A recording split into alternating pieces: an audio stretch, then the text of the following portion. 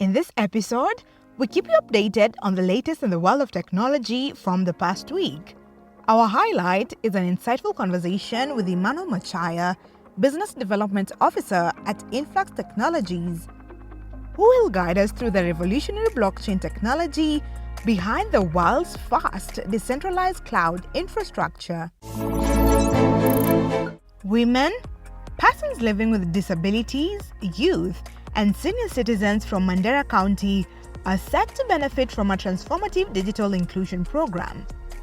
This initiative, part of a collaborative effort between the Kenyan government and the UK through the British High Commission, aims to equip marginalized groups with essential digital knowledge and skills. The UK government has donated 150 computers worth 15 million Kenyan shillings to Mandera County. These devices come with accessibility tools and will be distributed across Mandera Town, Elwak, and Banisa sub-counties. The initiative aligns with the UK's Digital Development Strategy 2024 to 2030 and Kenya's Digital Superhighway Initiative, promoting a robust digital economy and advancing sustainable development goals. Principal Secretary for ICT at the Digital Economy, Engineer John Tanui, highlighted the government's commitment to bridging the digital divide. Some countries are already having their digital economy constitute over 40% of their overall economy. Kenya, with our very talented, youthful population, this is a space that we can quickly enhance our contribution to the digital economy. Director General of the Communications Authority, David Mungonyi, emphasized the importance of internet access for marginalized communities. British Deputy High Commissioner Dr. Ed Burnett noted the initiative's role in fostering inclusivity, while Mandera's Deputy Governor Dr. Ali Malim praised the collaborative efforts. The follow-up training with community members aims to support access to at least 5 digital services, including the government's own digital services relevant to their respective needs. And the young people receive an incentive of 80 shillings for every citizen they support to access at least 5 digital services. So far, most of these results have come from Busia County, given some of the startup delays we faced in Mandera. But I've been told that Mandera is now picking up, and with thanks to the Deputy Governor and the county government's support, Mandera can reach its target of about 200,000 citizens by the end of March this year. Not long to go. So you will have to work fast. Through opportunities like this will really be a game changer for regions that were initially considered one of the most undeveloped, most inaccessible areas like where we do come from. Kictonet, in partnership with 19 organizations including Tech4G, ACTS, and the Kenya Society for the Blind, is spearheading this digital inclusion movement. The Kenyan government, in partnership with the United Nations Development Programme (UNDP), has launched key initiatives to enhance digital skills in public service. Among these are Regional Center of Competence for Digital and Artificial Intelligence Skilling, that is empowering public servants with cutting-edge digital skills, and Timbuktu Green Tech Hub, that is supporting high-impact startups across Africa to scale innovations for a greener future. During the annual Data Privacy Conference marking Data Privacy Day 2025, Cabinet Secretary for Information, Communications and the Digital Economy, Honorable William Kabogo Gitau, underscored the significance of data protection as a catalyst for digital transformation and economic growth. This year's theme, Safeguarding Personal Data to Spur Digital Transformation and Economic Development, highlights the need for comprehensive data protection strategies.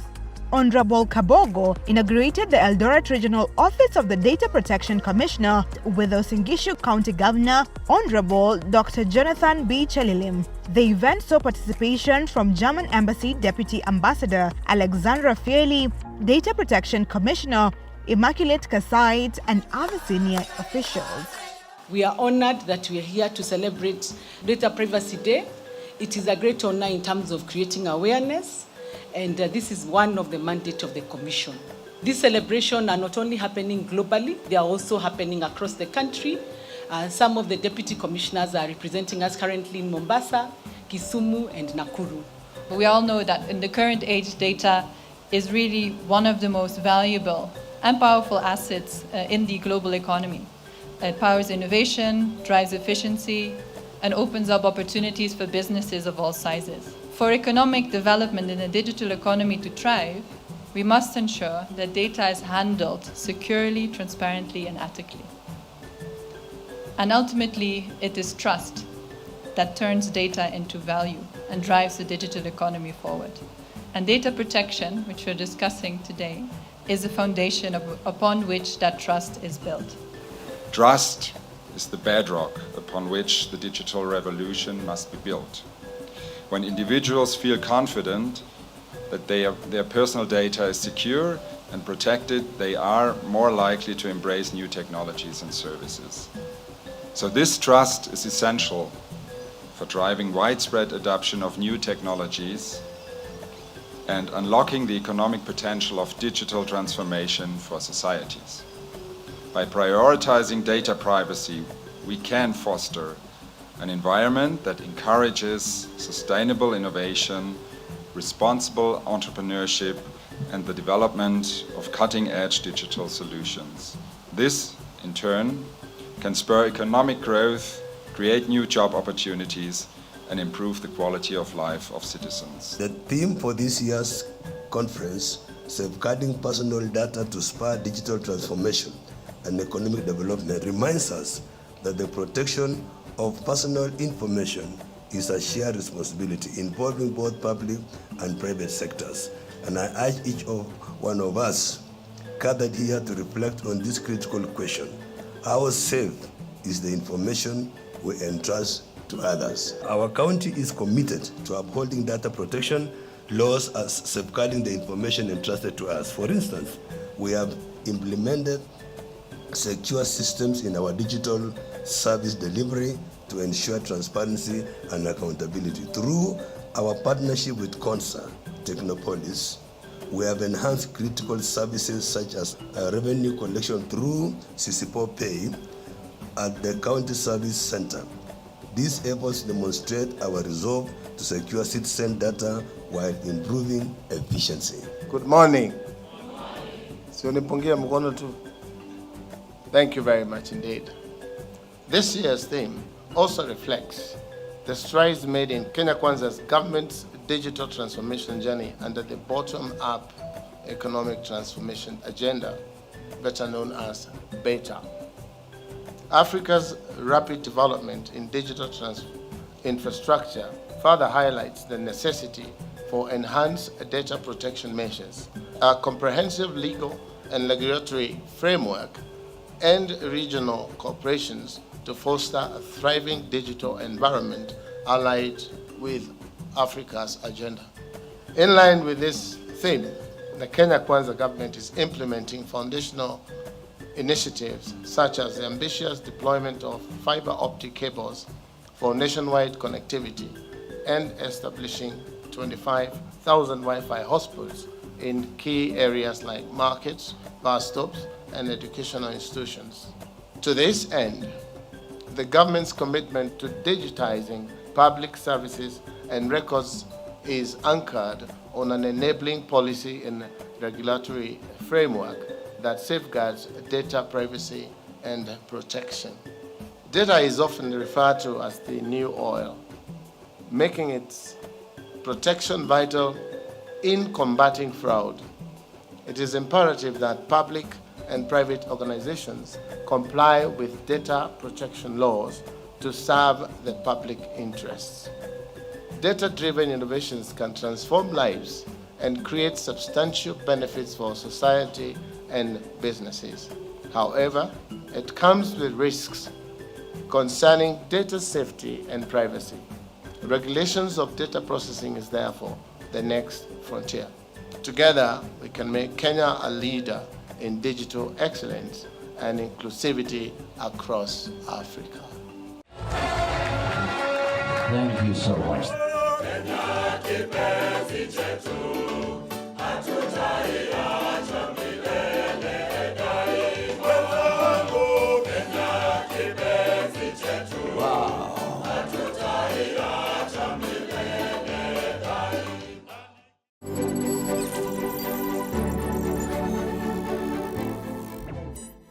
Before we dive into our main segment, let's briefly understand cloud computing.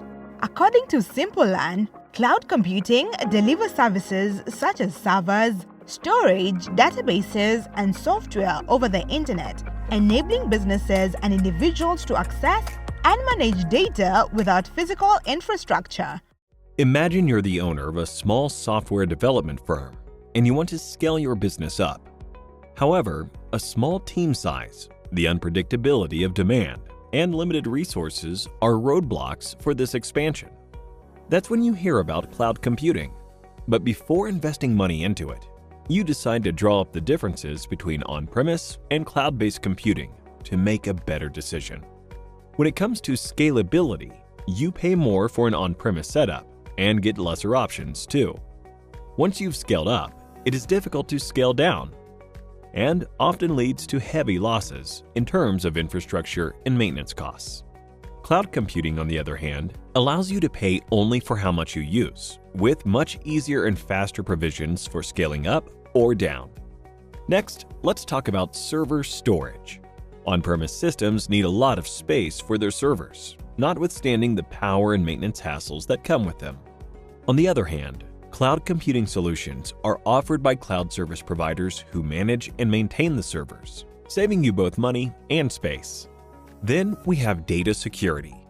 On-premise systems offer less data security, thanks to a complicated combination of physical and traditional IT security measures, whereas cloud computing systems offer much better security and lets you avoid having to constantly monitor and manage security protocols. In the event that a data loss does occur, the chance for data recovery with on-premise setups are very small. In contrast, cloud computing systems have robust disaster recovery measures in place to ensure faster and easier data recovery. Finally, we have maintenance. On-premises systems also require additional teams for hardware and software maintenance, loading up the costs by a considerable degree. Cloud computing systems, on the other hand, are maintained by the cloud service providers, reducing your costs and resource allocation substantially. So now, thinking that cloud computing is a better option, you decide to take a closer look at what exactly cloud computing is. Cloud computing refers to the delivery of on-demand computing services over the internet on a pay-as-you-go basis. In simpler words, rather than managing files and services on a local storage device, you'll be doing the same over the internet in a cost-efficient manner. Cloud computing has two types of models: deployment model and service model. There are three types of deployment models: public, private, and hybrid cloud. Imagine you're traveling to work. You've got three options to choose from. 1. You have buses, which represent public clouds. In this case, the cloud infrastructure is available to the public over the internet. These are owned by cloud service providers. 2. Then you have the option of using your own car. This represents the private cloud. With the private cloud, the cloud infrastructure is exclusively operated by a single organization. This can be managed by the organization or a third party. And finally, you have the option to hail a cab. This represents the hybrid cloud. A hybrid cloud is a combination of the functionalities of both public and private clouds. Next, let's have a look at the service models. There are three major service models available: IaaS, PaaS, and SaaS. Compared to on-premise models, where you'll need to manage and maintain every component, including applications, data, virtualization, and middleware, cloud computing service models are hassle-free. IaaS refers to infrastructure as a service. It is a cloud service model where users get access to basic computing infrastructure. They are commonly used by IT administrators. If your organization requires resources like storage or virtual machines, IaaS is the model for you. You'll only have to manage the data, runtime, middleware, applications, and the OS, while the rest is handled by the cloud providers. Next, we have PaaS. PaaS, or Platform as a Service, provides cloud platforms and runtime environments for developing, testing, and managing applications.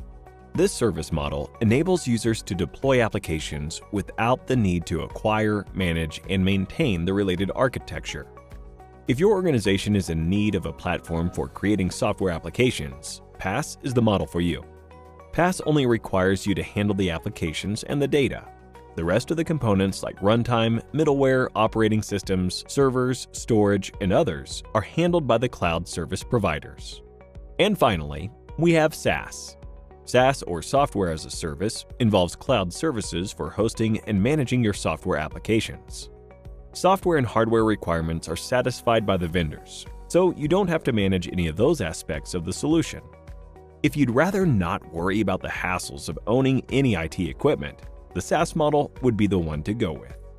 With SaaS, the cloud service provider handles all components of the solution required by the organization. Time for a quiz now. In which of the following deployment models are you, as the business, responsible for the application, data, and operating system? 1. IaaS. 2. PaaS. 3. SaaS. 4. IaaS and PaaS. Let us know your answer in the comment section below for a chance to win an Amazon voucher. Coming back to cloud computing, some of the most popular cloud computing services in the market are AWS or Amazon Web Services, Microsoft Azure, and Google Cloud Platform. Now, let's venture into the world of decentralized innovations with Emmanuel Machaya, Business Development Officer at Influx Technologies. Established in 2018, Influx Technologies is pioneering the bridge between the traditional web, Web 2, and decentralized future, Web 3. Through blockchain technology, they're reshaping cloud infrastructure and offering transformative solutions. We are really looking and focused on addressing some of the challenges in terms of global cloud infrastructure. We looked at how the global cloud infrastructure is essentially dominated by three main players. 65% either runs on AWS, Azure, or Google Cloud, and so we're really looking to address that from a redundancy perspective, the cost of computing, and the availability of those resources across the globe. So we've been around for about 8 years now.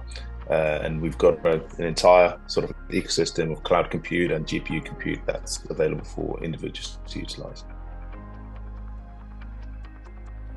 Awesome. So what exactly is decentralized computing, and how is it better than centralized computing?